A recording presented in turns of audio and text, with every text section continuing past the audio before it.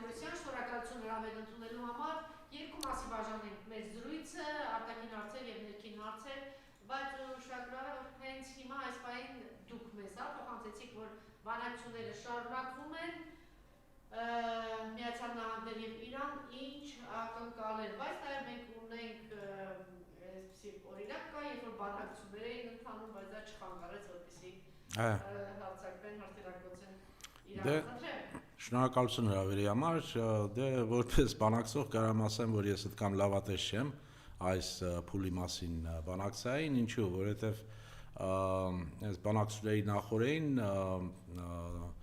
նախագահ Թրամփը նորից կրկնեց, պնդեց, որ դիրքը չի փոխվել եւ ասաց, որ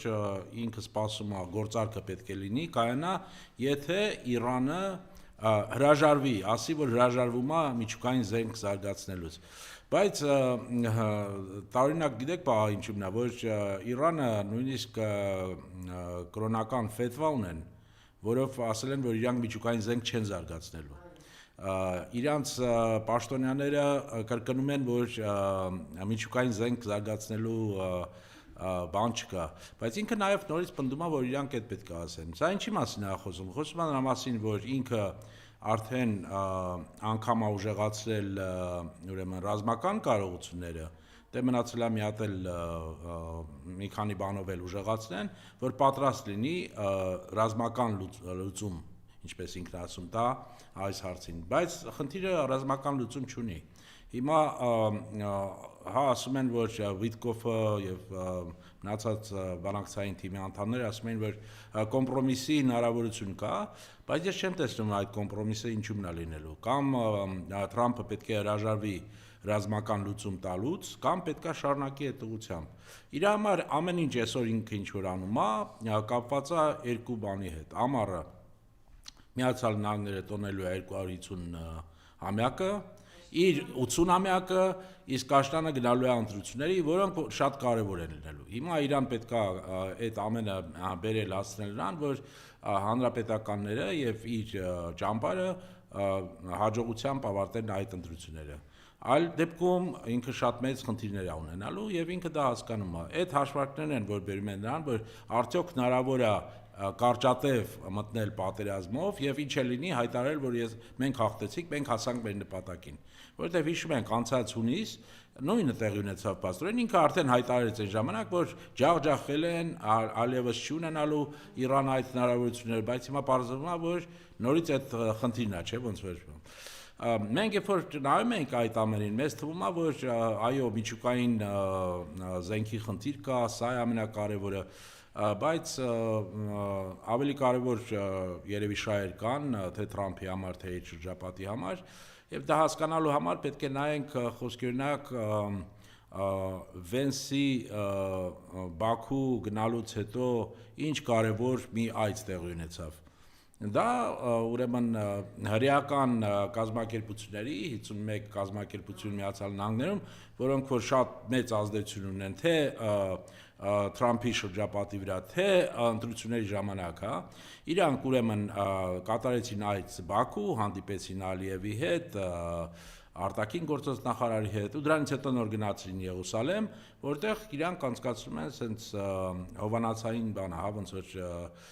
կազմակերպությունն է, այդ 51-ը պարբերաբար հավաքվում են, քննարկում են, ինչ խնդիրներ է ուրեմն Իսրայելի առջև, և պատահական չէ, որ իրանք ընտրել էին Բաքու գնային, հետո Բաքուից նոր գնային Երուսալեմ, ու պարզ է, որ այդտեղ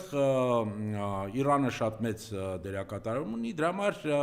Ալիևը այդքան վստահ է իրան պահում այս պահին, Ալիևը նայում է, որ եթե Իրանը ձեզ համար այդքան կարևոր է, ես ձեզ համար շատ կարևոր խաղացող եմ այս տարածաշրջանում, և ինչ էլ մեր ուրեմն ԿՊԱ-ական պրոպագանդիստները փորձեն ասել, որ նույն հարթակի վրա են շահերը Միացյալ Նահանգները և այլն, մենք գիտենք, հասկանում ենք, որ դա այդպես չի, հիմա եթե հա, որ մենք ինչ-որ իրանք հավասար ինչ-որ բան ունեն, ոչ, դա այդպես չի և դա հասկանալու համար պետք է այդ ամենն էլ տեսնես, բայց այդտեղ շատ հետաքրքիր մի բան եղավ, որի մասին, չգիտեմ, հայկական մամուլում ես չտեսա, որ արձագանք լիներ, ուրեմն այդ կազմակերպության հանդիպման ժամանակ Երուսալեմում ելույթ ունեցավ նաև Նավտալի Բենեթը, որը նախկին վարչապետն էր Իսրայելի, եւ ասաց, որ մոտ ապագայում ամենամեծ վտանգը Իսրայելի համար լինելու է Թուրքիան եւ Կատարը։ Նույնիսկ այո, խոսեց նրա մասին, որ նոր ինչ-որ առանցք է ձևավորվում, այդ մոհմեդական աղբերությունը, սունիական այդ բանն է ձևավորվում, որը որ առաջացնելու է ամենամեծ վտանգը։ Ասեց նույնիսկ իր բառերն եմ ցիտում, ասեց նոր Իրանը ձևավորվելու, այսինքն ոնց որ Իրանի խնդիրը կամ էլ արդեն չի մտահոգում, այլ մտահոգում է այն ինչ տեղի ունենում տարածաշրջանում։ Եթե այդ առանցքին ավելացնենք նաև Պակիստանը, որը որ միջուկային զենք արդեն ունի, պարզա չէ ինչի մասին է խոսքը գնում, որ Թուրքիան փորձում է այն Էրդողանի երազանքը, այն որ ինքը նեոօսմանյան այդ պատկերացումները, որ իրանք պետք է ինչ-որ նոր դեր ունենան, իրենց նոր դեր պետք է ստանձնեն, դա կապված է նաև այս ամենի հետ, որովհետև սունիական աշխարհում պաղեստինական խնդիրը եւ Իսրայելի խնդիրը միակ խնդիրն է, որով ինքը կարա համախմբվի եւ առաջնորդի այդ ուրեմն հարցում։ Ուրեմն մենք պետք է նայենք, տեսնենք ինչ ընդհանուր ինչ սցենարներ են հնարավոր։ Ես այս պահին կասեի, իհարկե տեսնենք ինչով են ավարտվելու բանակցությունները այսօր Ժնևում, Օմանի արտաքին գործոց նախարարն է միջնորդում, բայց ես եմ ասում, ես լավատես չեմ, ավելի մեծ հավանականություն եմ տալիս նրան, որ չի հաջողվելու պայմանավորվել, այսինքն անել այն, ինչ որ պահանջում է Թրամփը։ Եվ եթե դա չի լինելու, մնում է ռազմական Այո, եթե չլինեին Թրամփը արդեն արել էր, իսկ ինչու՞մն է խնդիրը նրանում է, որ ռազմական մասնագետները Միացյալ Նահանգների եւ գեներալները իրանք տեսնում են, որ դու այն ուժը, որը որ կուտակվել էր նույնիսկ արդեն Պարսից ծոցում, բավարար չի լինելու այն խնդիրները, որոնք իրենց առջև դրված են կատարեն։ Դրա համար իրանք ուժեղացնում են այդ նավատորմը, այդ խումբը արմադան Թրամփի ասած,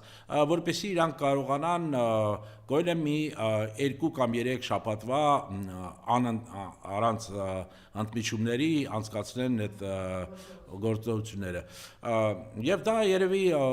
շատ վտանգավոր կարող է լինի, ամենամեծ վտանգը Թրամփի համար նրանում է, որ ոչ մեկ չի կարող միանշանակ ասի, թե ինչ կամով կարող է Իրանը այս պահին վնասի Միացյալ Նահանգներին, Բոլորը հասկանում են, որ այն ինչ որ տեղ ունեցավ անցած տարվա հունիս ամսին, դա այն ամենը ինչ որ ունի Իրանը ինքը չօգտագործեց։ Դա սա էլ հասկանալի, որովհետև եթե դու ռազմական առումով մեծ ավերածություններ հասցրեցին, նախ էլիտան գիտական ոչնչացրեցին, քաղաքական էլիտան ոչնչացրեցին, այդպիսի վնաս տվեցին բազաներին, ռազմական Ստեղ մի քանի կարևոր խնդիր կա, իմ կարծիքով, ինչու այն ժամանակ չարեցին, իսկ այս պահին կարող են անել, որովհետև եթե իրենք տանեին ամբողջությամբ էսկալացիայի եւ ավելի մեծ վնասներ հասցնեին Իսրայելին այդ պահին, չի բացառվում, որ Միացյալ Նահանգները, այսինքն Թրամփը, կարող էր ասել նաեւ, որ ինքը կիրառելու է միջուկային հարվածներ Իրանին։ Իհարկե, եւ բոլոր մասնագետները հասկանում են, որ էսկալացիան կարա բերի ի վերջո հենց այդ կետին, որ արդեն այլ միջոց չի մնում, դու